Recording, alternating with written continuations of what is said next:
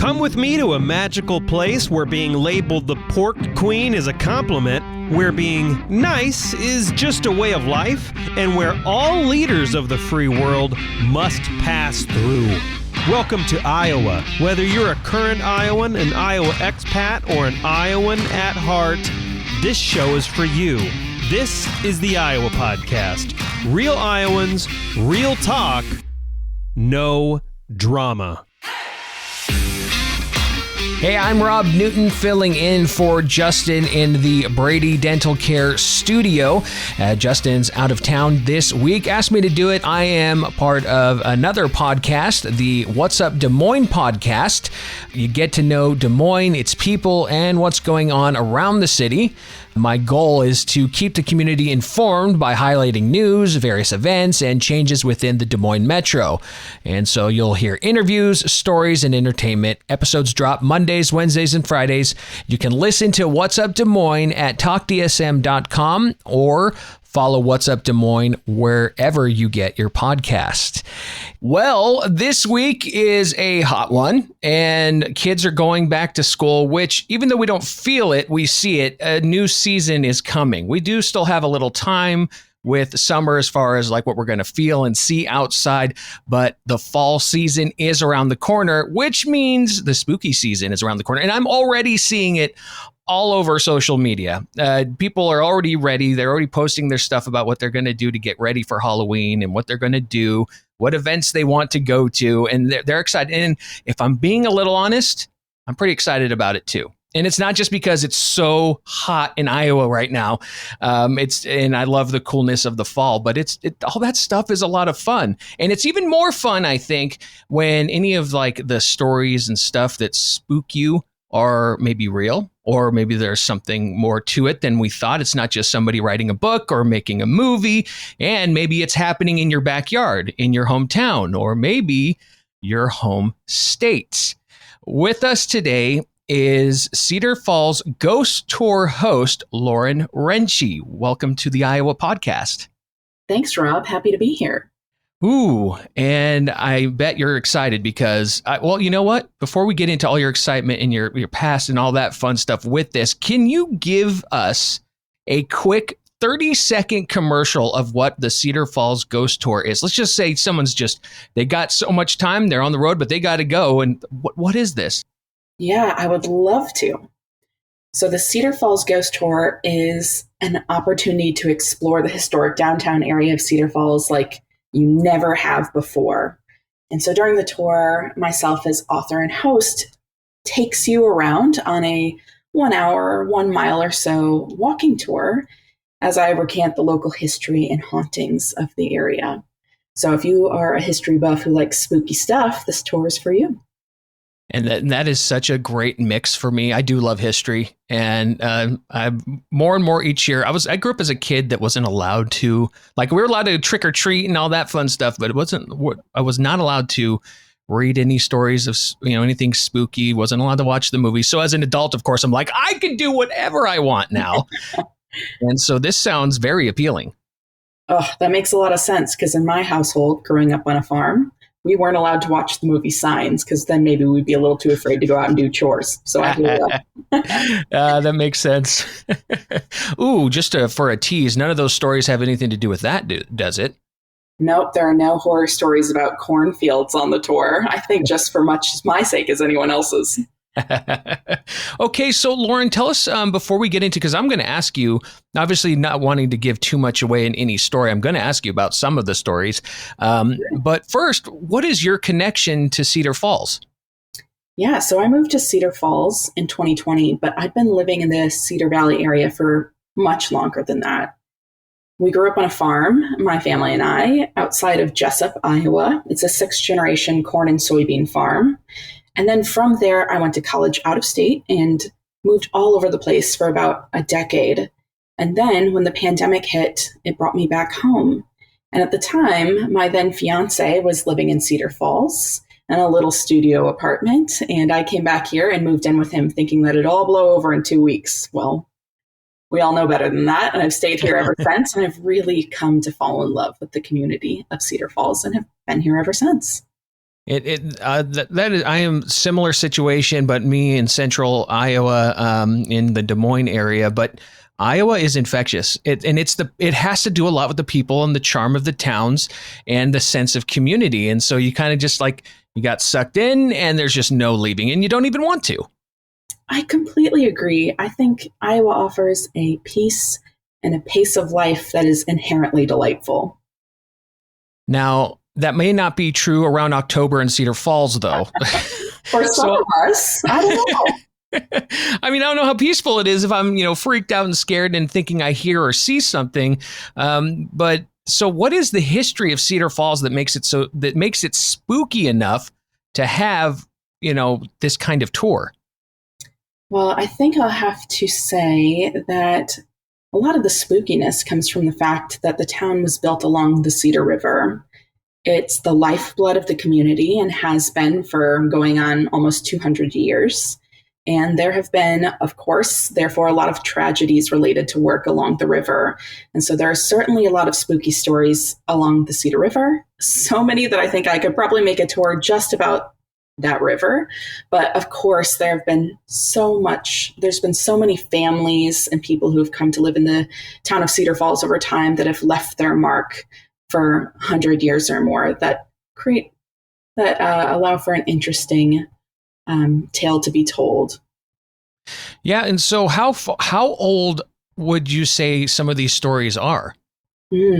Well, I start at the beginning. I start with the founding of the town in 1845 by William Sturgis, and kind of walk you forward and backward through time as we stop at each location along the tour.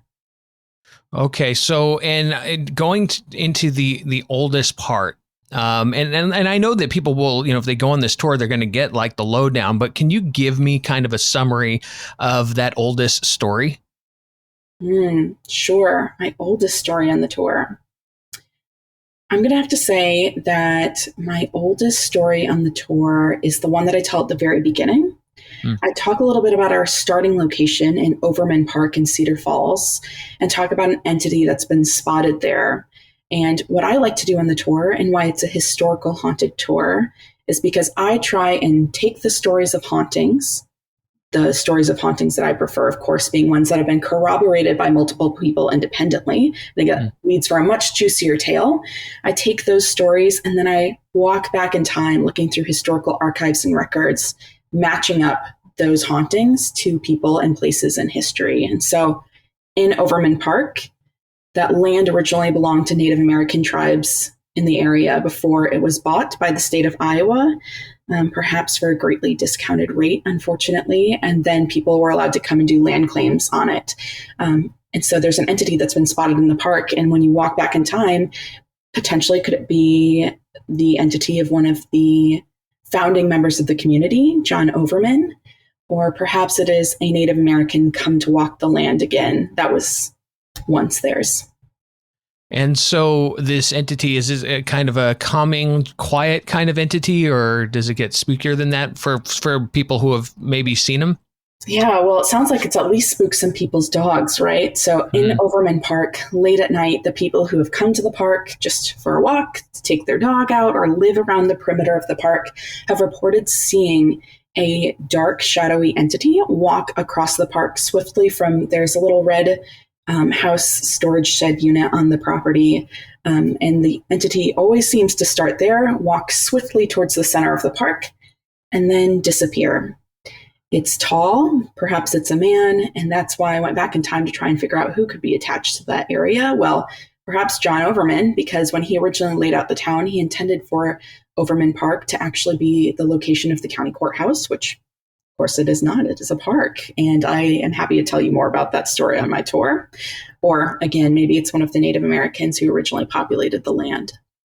Ooh, what I find really neat about this, what you said earlier about the research that's been done, is it almost feels like not just a tour and you get to see the landmarks and possibly maybe see something else, but it's a really kind of sounds like almost like a detective thing. Oh, yeah, I would totally frame it that way. I had the opportunity to start with hauntings and receive so many stories from people who live, work, and play in downtown Cedar Falls.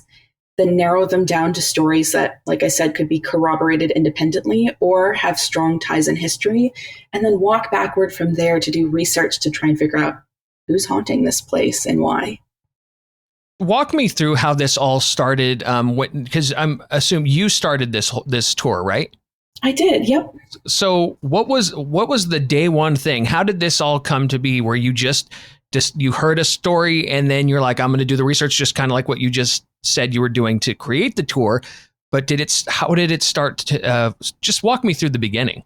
Sure thing, Rob. The way that it started was I had been living in Cedar Falls for about a year. It was 2021.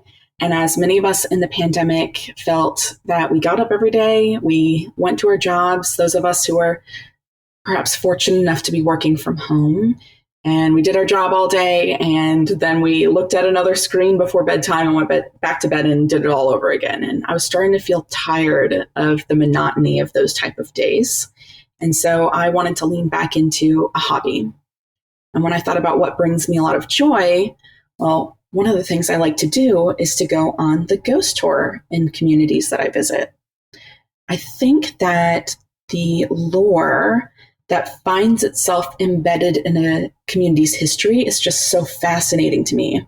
Whether it's true or not, I think it has something to say about the communities that you're in. And so I've taken dozens of ghost tours all around the world, Venice, London, all around the United States, you name it. And I just think that it provides you such a unique perspective on the places that you visit. And so I thought, well, shoot, I wish there was a ghost tour in Cedar Falls that I could take so I could learn a little bit more about the history and maybe some of those hauntings and lore. And then about 30 seconds later, I thought to myself, well, what if that was my hobby? What if I started this up? And so I started floating the idea to the tourism office in town and a few other places, and was met with enthusiasm. So just wanted to make sure that, my idea would be met with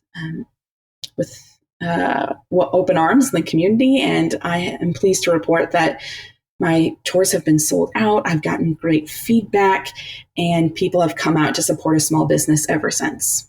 And this is year 3 that this is going on, correct? It is. Yep. 3rd year.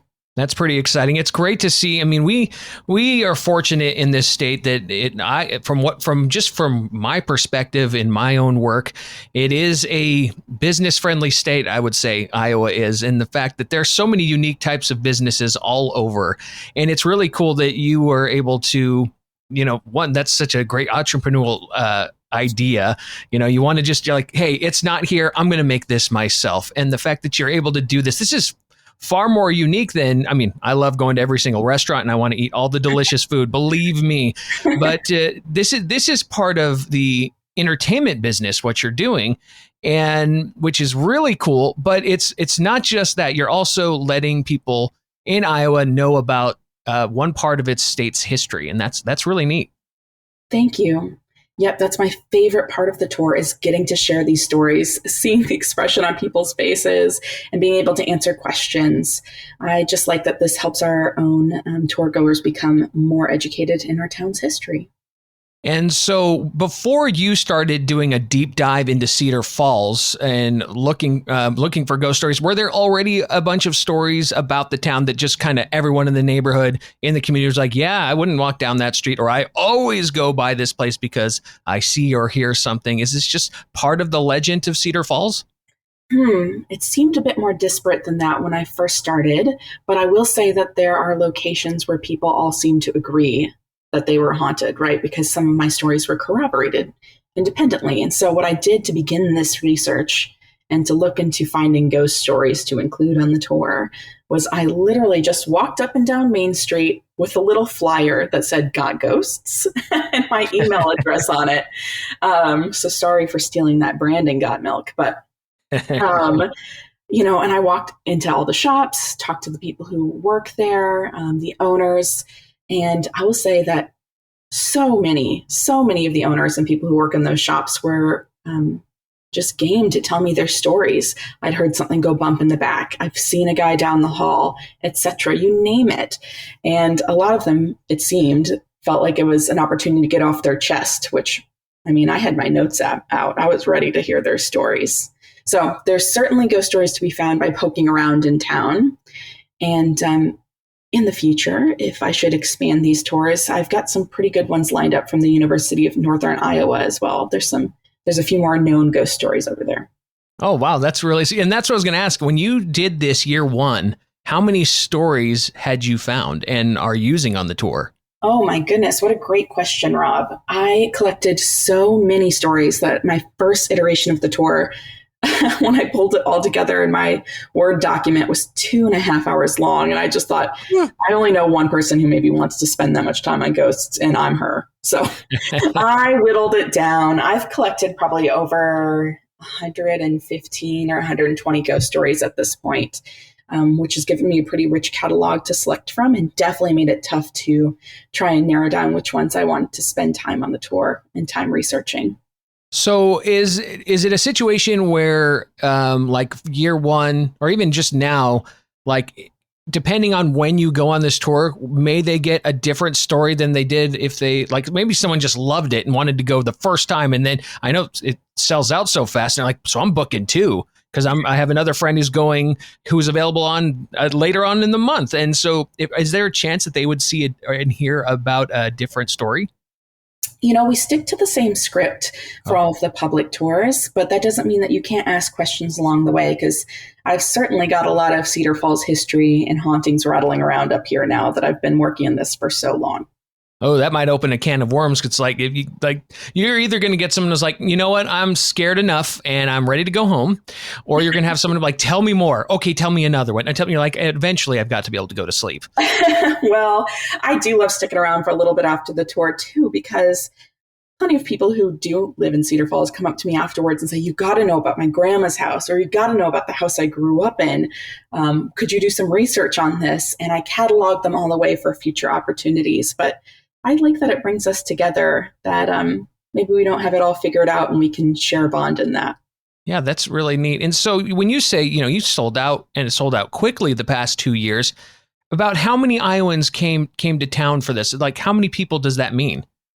Well, there are 20 tickets a tour, and there are 6 tours. So about 120, maybe a few more Iowans, or even some out-of-staters. I had one woman who drove from Kansas City to take the tour last year, and that was so flattering. So about 120 people or more come out to take the tour every year.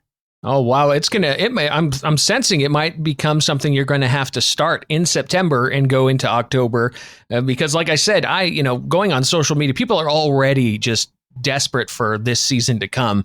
And so if you're selling out that fast, you're going to have to expand. And hey, you got plenty of content for it. Oh, that's right. And you know what? Selfishly, a little bit, I am thinking about that if I scale, then I don't personally have the opportunity to tell the tales to every single tour group, which I love doing, but I also want to make it accessible to more people. So in the future, I'll consider either expanding the tour at my current location or expanding into some new locations as well. But for this year, I'm sticking to Main Street. And of course, we've got the 6 tours again this year. And there's always the opportunity for groups to get together and book a private tour as well, which has been pretty fun to do. I had some great groups last year. That's really neat. Oh, I'm all for you expanding, because I'd love to know what other spooky things are going on across the state. I can't imagine what scary stories there are in Des Moines with all that is. And if you do it, I'll be glad to go on that tour as well. This sounds very exciting. I'm definitely going to have to get some tickets and go to this, because I'm getting excited. I want to hear all the stories. I don't think I have time for 100 and something stories, but the ones you have, and that's what's cool too, is it's a tour. So you get to walk around town. About how far are people walking, and what are they seeing? Yeah, so it's just about over a mile. And it's a 1 mile loop. So you end up back at your car again. Don't worry about that. But we start at Overman Park, and then we walk on down to Main Street. We walk along the river. We come back out onto Main Street and end the tour back in Overman Park again. So we've got 6 or 7 stops, trying to think off the top of my head.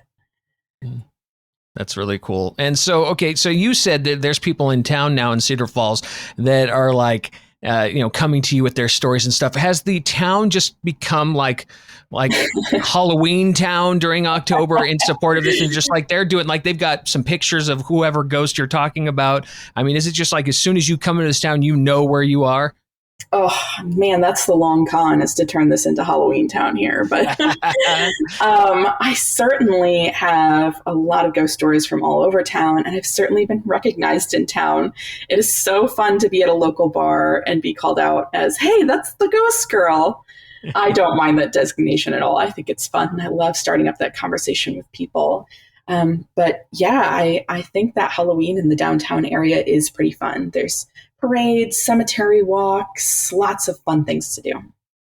Okay, so I see. I'm thinking like I go there. People are coming from all over Iowa, or like you said, Kansas City, and it's from Des Moines. It's probably a 2-hour drive, and totally worth it to go on the tour. But it's like, okay, well, I'm guessing that Cedar Falls itself is worth the day trip. You're talking to a biased person here, because I think Cedar Falls is amazing. Yeah. I think there are great trails, there's great shops, there's great places to eat, which sounds of interest to you. And I think you could easily spend a weekend here in Cedar Falls. Oh, that sounds exciting. Okay, and so I got to know, and I know that you can't give all the details away, and because, obviously, we want people to go on this tour and check it out. But what is the second spookiest story that you have on this tour? Oh, the second spookiest. Yeah, I don't want you to tell the spookiest, because they got to go see, yeah. Well, let me think about that. I would say that the second spookiest story on my tour is related to the building where you can find the Blue Room Lounge right now. Some people late at night, who all swear that they were 2 drinks or less into their night, so take it at their word, swear that they've seen a man standing in the establishment staring out of the north wall, which for many years, the north wall windows were boarded up. So where was this guy looking out to? But as soon as they turn their head to try and get a closer look at him, he vanishes. And he's been described by multiple people as, he's kind of balding. He's got little round glasses, a mustache, a long tan trench coat. And so enough people told me this story that I started doing some research. And it turns out that a man named Roger Levitt worked in that building when it was a bank for about 50 years of his life. So this guy walked in the doors as a 20-year-old and walked back out many decades later. And so, of course, he's probably still sticking around there to check stuff out. But man, that was such a cool find to pull out the photo of Roger and show it to the people who told me that story and see them gasp and say, "That's him." Right. So I am not personally too scared of hauntings like that, because people are just sticking around at the place that they knew best, and that's fine. But it definitely can bring a chill down your spine if you're not expecting it. Ooh, so I'm guessing the spookiest story you have, is it more like oh, okay, thanks a lot, I'm not going to be able to sleep tonight, and so give me some coffee. Do you have stories like that? Oh, certainly. I would say there's a good mix of stories on the tour that are scary, some that are sad, and some that are a little heartwarming. And this tour, it's probably not too much for children, I'm guessing. Yeah, no, my recommendation is that, kids of any age are welcome, but maybe 12 and above is a good number, because if there's children on the tour, the content doesn't change for them. So just keep that in mind. Okay. And okay, Lauren, now I have to know, you're doing all this research, you're doing your detective work. That means you're going and you've created the tour and where you're walking, and you've been all over, you're doing it at night. You've had to have seen something. Do you have a spooky experience since you started all this? Oh, man, for someone who leads a ghost tour, I just don't love a horror movie or stumbling into a ghost myself too much. But I certainly have some unexplained stories from my own life growing up, which is probably why I got triggered into being interested in all of this in the first place. But as far as it goes for downtown Cedar Falls, I have personally not run into one of these ghosts yet. Okay.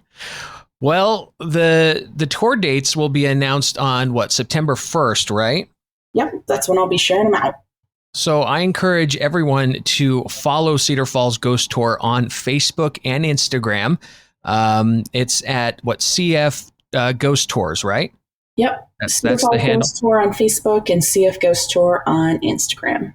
And from there is the link for when you can get tickets. And how fast did it get sold out last year?